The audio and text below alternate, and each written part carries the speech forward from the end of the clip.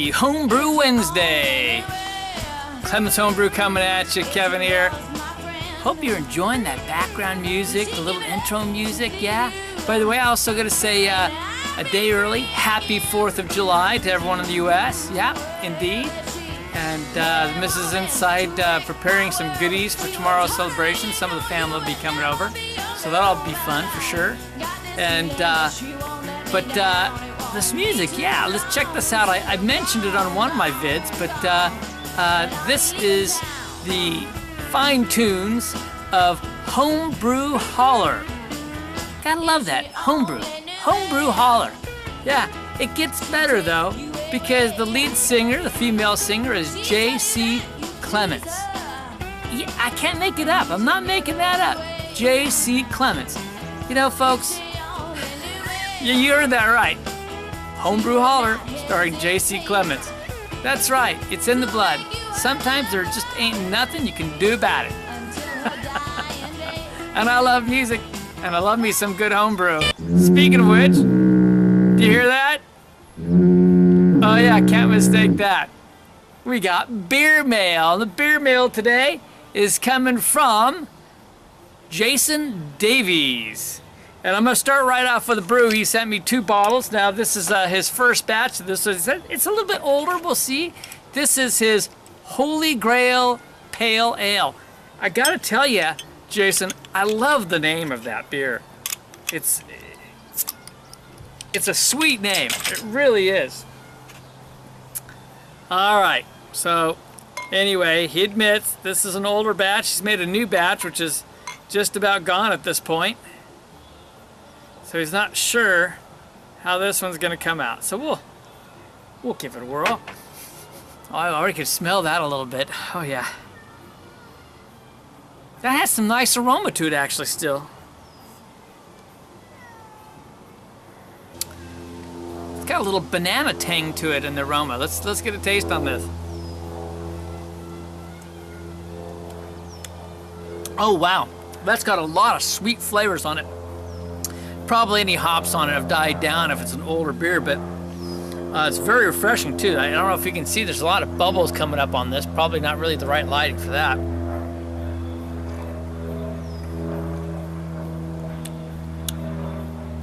It's gonna take care of my sweet tooth for sure. Yeah, there's a little bit of a hint of banana, a little bit, with sweet malts, and then it kind of dries off a little bit, and it has kind of like a little bit of bitter taste. But I can tell that the hops are a little older because they're becoming a little more earthy, tea-like, but there's not a lot of them. So mostly the sweetness carries through. But so thank you much, Jason. I do appreciate it. But he did send me a few other things. So while I'm sipping on this, I'm going to show you what else he sent me. He sent some glasses. I'm going to show you the favorite one first. This is a nice big glass for like a Hefeweizen, you know. Look at that. That's a beautiful glass. It's a big glass. That one's sweet. I like that one a lot. And this is like a Pilsner glass, so that's nice. I've got a few of these, so I'll add it into the collection.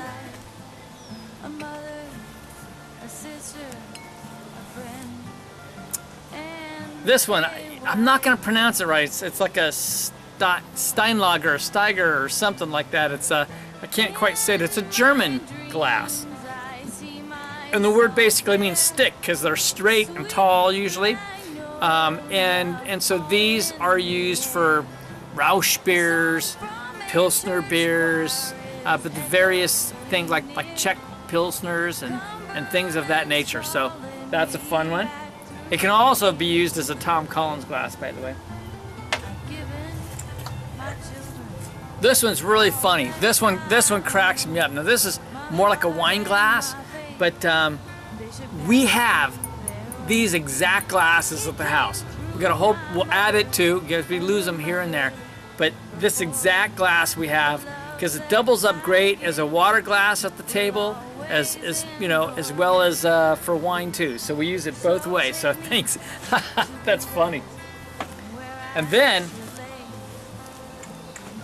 and this next portion tells me he wants me to do like another drunken video, I think, because we've got 6 shot glasses. I got 2 clear ones. And you know, I actually was needing some, you know, matching shot glasses. And then we've got these ones that have some like colors on the bottom of them. Wow, much appreciated. The shot glasses, that's awesome. And I like using the shot glasses for shots, as well as little mini tasters for beer, you know. Although I've got some stuff for that, but still, those are great for that. So thank you much, sir. That's very awesome of you, Jay. From Jason. And I also like, I've used these before, I love the bottle cap, you know, and it's perfect with the 4th of July tomorrow. So I love it, very patriotic. So cheers to you, thanks so much again. While we're on the topic of homebrew though, as I'm sipping one of his beers, I've had a few people ask me, Kevin, when are you going to do another video brewing beer? When are you going to show us your next brew? What are you going to be making? Are you making anything soon? It's probably going to be a few weeks before I make any beer. It's not that I don't want to make beer. Let me show you the problem. Check this out. This is my brewing area. These are all boxes and wrapping stuff for the SJ Pour experiment. This is my fermentation chamber. Yeah, I got some of my beers in there, but look, that's full of boxes. Let's take a look down here. Oh yeah, this section 3 here is all kind of full up with SJ Pour beers. Alright, let's make it over to the spare fridge.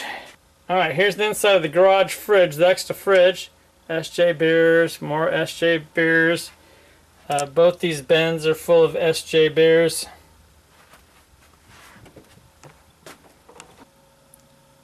So my fermentation chamber's full, and until these beers ship, I can't brew beers. So we got a few scragglers.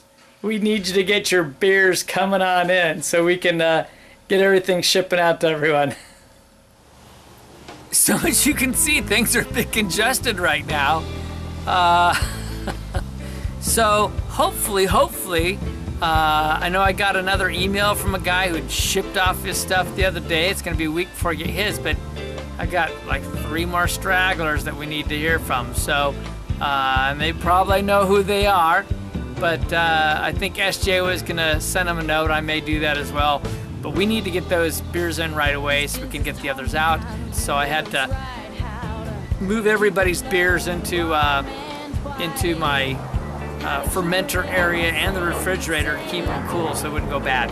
So what can you do? Speaking of home brews, the hops behind me are doing quite nicely. And but before I give you my little hop update, I need to address a question that was put out, the request for help by Under the Table Brewing, and they were asking for names for their pink elephant. Yes, the Delirium Pink Elephant, and that's a great beer, by the way, Delirium. So, I've got my top 10 countdown of elephant names for them. So we'll just go through this quickly. Number 10. Dumbo. Number 9, Babar.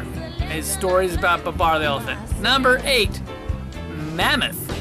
Doesn't really work for pink elephant though. Number 7, Rollo. I think there were some circus ones called Rollo. Number 6, Elmer. It's a book about patchwork quilt Elmer. Number 5, Tantar. Tantar was Tarzan's elephant. Number 5, Mick. That Mick is Mick Harvey, who made the album Pink Elephants. Number 3, Peaches. Hey, don't read into that. There's no reference there, but just peaches for an elephant. That's cute. Number 2, Lulu. And that has nothing to do with peaches either. Lulu's a great elephant name. Number 1, the number 1 choice that I have for the pink elephant is Huey.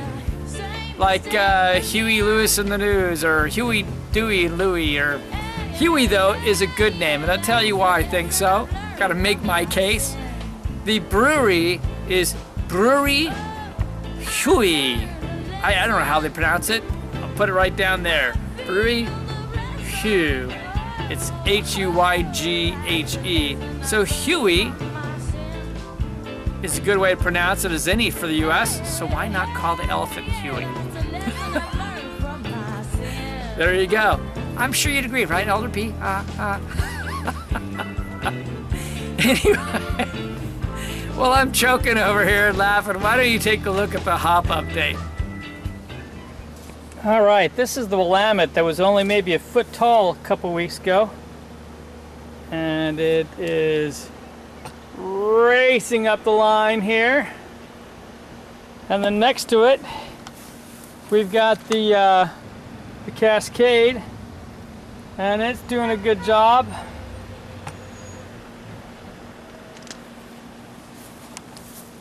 But take a look at this bad boy. He has gone up and gone up and up and up and up and up and up. So the for first year hops are looking pretty good. The grapes are actually doing pretty good behind too. We got a lot of grapes on the line. So yeah, I'm happy for first year. That's looking pretty decent. Wow, this is really has a real sweet edge to it. Thanks again, Jason. All right, folks. So what can I say? The hops are looking good, and they're first year hops, so I didn't expect much, but they're trucking along now, and you know, it's just the 3rd of July, so it'll be interesting to see how that goes along. It won't be long before I've got to have the 3 other lines going up to the roof. That'll be fun to install. And anyway, this is Kevin at Clements Homebrew. I'm gonna wrap up today by quoting Mr. Snafu 44, one of his favorite sayings: be good, and if you can't be good at it. Cheers, everyone. See you next week.